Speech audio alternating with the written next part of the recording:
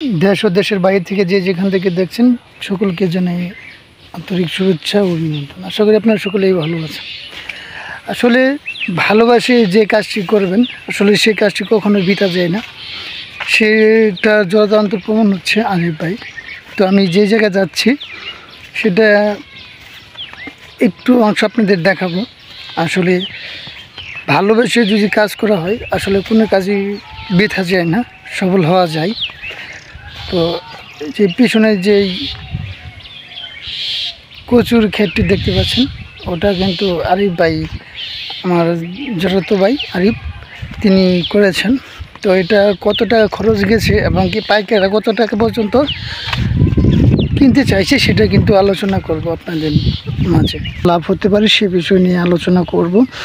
তো এখানে কিন্তু 25% প্লট, এখানে কিন্তু 20 সহ তিনি কিন্তু যে আপনার মুখির যেই এটা হয় রোপণ করা হয় সেইটা সহ হাল চাষ থেকে শুরু করে A to Z তিনি কিন্তু 13,000 টাকা ব্যয় করেছেন 25% জায়গার ভিতরে।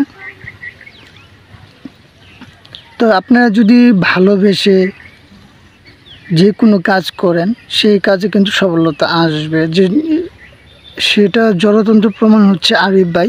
এখানে আপনারা গরু পালন, ছাগল পালন, হাঁস মুরগি ইত্যাদি আদার্স, এটা হচ্ছে যে প্লটটা, এখানে কিন্তু এটা হচ্ছে আপনার 25% একটি প্লট। এটা আপনার যে কচু চাষাবাদ করেছে বা কচুর মুখী আমরা যারা কই আঞ্চলিক ভাষায় কচুর মুখী, যেটা এটা আর কি লাগানো হয়েছে।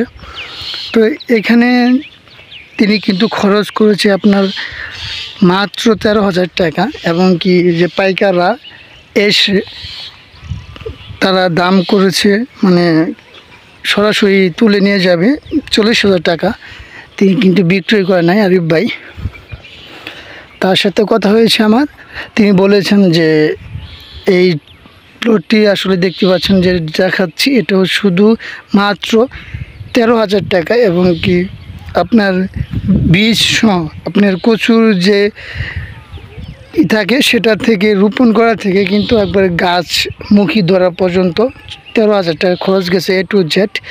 তো আপনার তো পশ্চাৎ একটা রোগ ধরছিল, কীরা আক্রমণ করেছিল, সব দমন করা শেষ, এবং কি সব কিছু মিলে কিন্তু মাত্র 13,000 টাকা কিন্তু এটার পেছনে খরচ হয়েছে।